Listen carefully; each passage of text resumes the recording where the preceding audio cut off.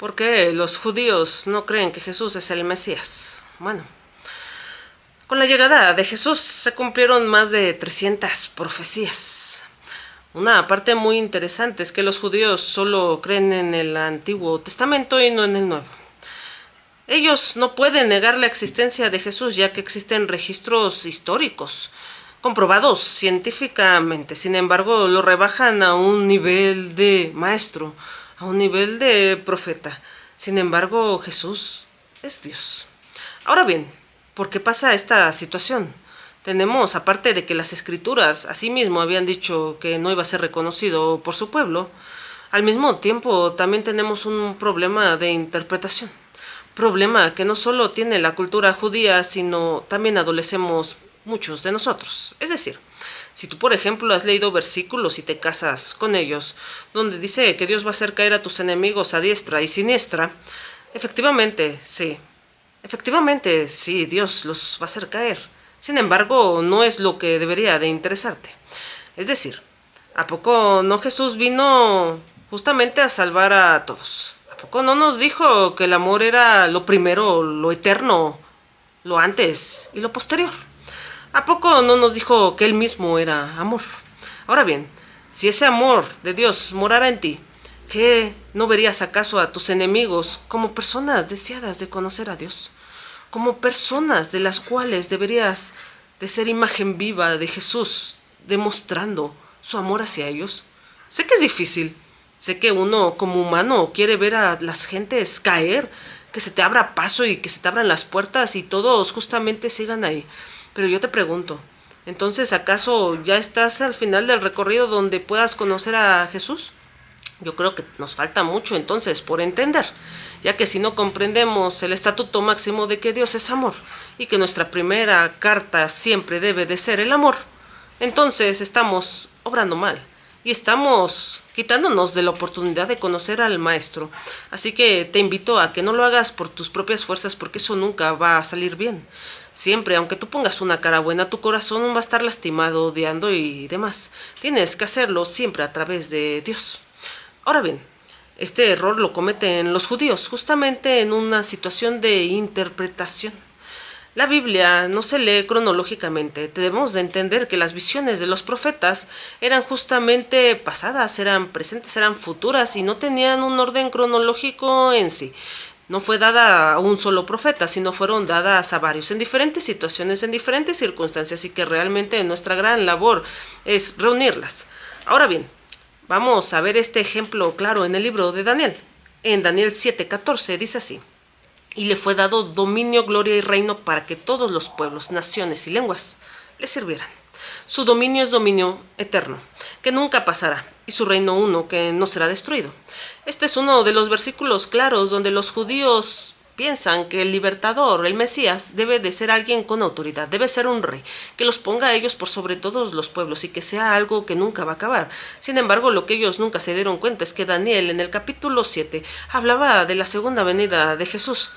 Algo bien, sí es cierto, que no se puede establecer un reino eterno en un reino que muere. Es decir, las personas, todos, vamos a morir. Todo está corrupto. No podemos volvernos limpios. No podemos esperar que un rey nos dirija y nosotros seguir con nuestro corazón malo, nuestro corazón pecaminoso, nuestro corazón maldito justamente por este mundo heredado al príncipe de las tinieblas, y que solo puede ser curado, sanado, remediado con la sangre de Cristo. Ahora bien, vemos justamente a Daniel con una profecía futura, que incluso todavía no se ha cumplido y no lo hemos visto nosotros. No sabemos qué día va a ser, porque ni los mismos ángeles saben qué es lo que va a pasar. Pero lo que sí tenemos certeza es que Jesús ya vino como cordero y regresará como león. Ahora bien, nos vamos a ir a Daniel capítulo 9, en el versículo 26, es decir, posterior al que les acabo de leer. Y dice: y después de las 62 semanas se quitará la vida el Mesías, mas no por sí. Y el pueblo de un príncipe que ha de venir destruirá la ciudad y el santuario, y su fin será con inundación. Y hasta el fin de la guerra durarán las devastaciones. Es decir, aquí nos estaba hablando Daniel de la profecía de las 62 semanas, y con ello justamente la muerte del Mesías. es la muerte del Cordero, pero lo vemos en un capítulo posterior. Es por ello que hay que tener mucho cuidado en la interpretación. Es por ello que no podemos entender la Biblia leyéndola solamente por partes, leyendo solamente un libro o casándonos con un versículo que nos gustó, nos va con nosotros, o incluso deformándola, como muchas veces hemos visto el día de hoy. Así que tenemos que tener cuidado cuando interpretemos la Biblia. Y una cosa muy interesante entonces, ¿cómo podemos saber si lo que oímos es cierto? Bueno, una de las partes primordiales es que todo vaya conforme a la palabra, sustentado una cosa con otra, no puede haber contradicción. Y dos, que es la más importante, lo espiritual se discierne en lo espiritual. Cuando tú escuches la verdad, cuando tú escuches algo, puedas entender que es cierto. Cuando alguien te dice alguna situación que puede parecerte lógica, tu mente lo va a entender. Pero cuando escuchas la verdad, el espíritu lo entiende, se siembra, se llega, el corazón retumba y dice, esta es la verdad, porque el espíritu conoce la verdad. Los que no queremos entenderla somos nosotros. Es así como lo podemos ver. Ahora bien, una parte muy interesante que los judíos justamente dicen que Jesús no pudo ser el Mesías fue porque fue colgado de un madero. Y esa parte la vemos en Deuteronomio 21, versículo 22 y 23, y dice, si alguno hubiera cometido algún crimen digno de muerte y lo hiciereis morir, y lo colgaréis de un madero, no dejaréis que su cuerpo pase la noche sobre el madero. Sin faltar lo enterrarás el mismo día, porque maldito por Dios es el colgado. Y no contaminarás tu tierra que Jehová tu Dios te da por heredad. Maldito es colgado por un madero, y sí, la Escritura tiene razón. Maldito es justamente el colgado. Pero ahora bien, entonces, ¿cómo podemos entender que Jesús era maldito siendo colgado en un madero? Bueno, lo podemos entender en una de las últimas palabras que dijo cuando pronunció. Dios mío, ¿por qué me has abandonado? Muchas personas creen humanamente que es justamente porque se sentía solo, que se sentía abandonado, que se sentía triste, le dolía, y tratamos de entender otra vez cometiendo el mismo error, lo humano con lo humano. Lo que no entendemos es que justamente en ese momento Dios mismo, el Espíritu, tuvo que alejarse un momento. ¿Por qué? Porque lo santo no puede estar con el pecado. ¿Cómo podemos querer escuchar a Dios cuando no estamos nosotros siendo recubiertos por su sangre? Es la única forma justamente de que entendamos la Escritura, de que escuchemos a Dios. Ahora bien, en ese momento fue justamente cuando fueron cargados los pecados, pasados, presentes, futuros, los míos, los tuyos, los de todos, y fueron pagados con sangre, fueron sustentados con la sangre del Cordero. Por eso él pronunció esas palabras.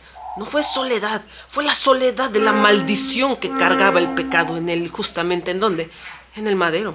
Podemos ver inclusive en el capítulo de Gálatas cómo también nos explican al respecto sobre esta situación, y es Gálatas 3:13. Cristo nos redimió de la maldición de la ley, hecha por nosotros maldición, porque está escrito, maldito todo el que es colgado de un madero. Es decir, aquí nos están explicando, sin embargo, para los judíos este libro no existe, así que no podríamos inclusive utilizarlo como sustento para ellos. Sin embargo, para nosotros sí está la explicación lógica y tácita de lo que está pasando. Ahora bien, hay situaciones muy interesantes y es justamente libros proféticos donde, pues hablando del Mesías y de sus dolores, los rabinos dan una explicación muy forzada, muy poco convincente, y que tiende mucho a ser muy simbólica, y que pues puede ser que no sea incluso hasta confiable. No creo que incluso ni la filosofía podría atreverse a decir ciertas situaciones, porque la filosofía es la situación, la ciencia del pensamiento, donde se descienden todas las ramas justamente científicas que hoy conocemos, así que ni siquiera filosóficamente podría sonar los argumentos. Es como decir justamente que esta playera pues no es una playera como tal, pero sí es de tela, pero no, pero es algo más simbólico, porque realmente la playera pues cumple una función que todavía no conocemos, pero sí. Entonces, así de situaciones raras podría haber esa explicación forzada. El problema es que a veces, casándonos justamente con algún versículo, alguna situación o alguna doctrina, alguna religión, nos es difícil salir de ella, y lo que adolecen los judíos justamente pues es lo que adolecen muchas religiones, muchas doctrinas, porque nos casamos con ellas, creemos que lo que nosotros decimos es la verdad, pero de verdad estamos conociendo la verdad. Una parte muy importante es en Isaías 53:3, donde dice, despreciado y desechado entre los hombres, varón de dolores, experimentado en quebranto, y como que escondimos de él el rostro. Fue menospreciado y no lo estimamos. Ahí habla justamente de todo lo que pasó Jesús en la cruz. Esto es solo un pequeño esbozo de lo que podríamos decir. Es un tema muy amplio para poder discernir en las Escrituras. Existen tantos versículos que poder decir que hacer una selección pequeña es sumamente complicado. Sin embargo, nos puede dar un acercamiento a la verdad. Y la verdad es que Jesús es Dios. Jesús está vivo, no está muerto.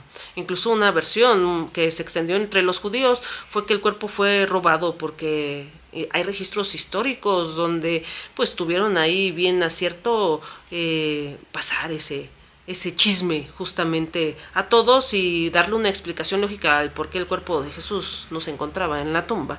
Sin embargo, vemos que Jesús apareció por lo menos más de 50 veces después en lo largo de las Escrituras en diversas situaciones. Así que pues bueno, aquí la situación es que debemos de entender que Jesús es Dios. Debemos de entender que nosotros, por nuestras propias fuerzas y nuestros propios ánimos, no podemos pagar nada. Que siempre, aunque nuestra mano sea detenida, nuestro corazón siempre va a elucubrar pensamientos malos. Y que la única forma de remediarlos y controlarnos es aceptando el amor de Dios, andando con Él, someternos a su yugo, dependiendo de Él y conociéndolo ampliamente en cada momento, en cada estrato de tu vida. Si a ti te cuesta el día de hoy trabajo leer la Biblia, orar o asistir a la iglesia esperando a que ya termine para irte al fútbol o para una comida o para descansar y ver la tele, créeme, entonces allá en la resurrección, cuando estemos adorando a Dios, será justamente lo único. Tú debes de entender que Dios te ama sin tú haberlo amado y que lo que estás buscando en todas estas situaciones humanas no es nada comparado con lo que vas a encontrar en su espíritu. No es nada comparado con lo que vas a encontrar conociéndolo. La historia con Dios es un amor perfecto, un amor que no defrauda, un amor que no lastima. No me cansaré de decírselos, Dios los ama. Dios los ama tanto que Él mismo se rebajó a ser carne y pagó los pecados para darnos una salida fácil, tan fácil que el enemigo la disfraza, tan fácil que el enemigo dice, no puede ser tan fácil, no, mira, tú tienes que hacer algo, tienes que cumplir, tienes que pagar, tienes que hacer, porque no puede ser tan fácil y nos engaña. No, sí es fácil, lo único es aceptar el amor de Dios y a Cristo como nuestro Salvador y ahí empezar a andar con Él. Recuérdalo, Dios te ama mucho, eres lo mejor que ha hecho en este mundo. Sigue, escudriña, lee, ora, háblale a los demás de Dios. Que tu ejemplo sea la mejor carta de presentación. No quieras meter la doctrina a fuerzas. Eso siempre sale mal, aunque tus intenciones sean buenas. Mejor que la gente vea algo diferente en ti y que se pregunten qué es. Y cuando tú se los digas, sea tan convincente como una ola arrasando la orilla del mar. Así que, bueno, recuérdenlo, Dios los ama mucho.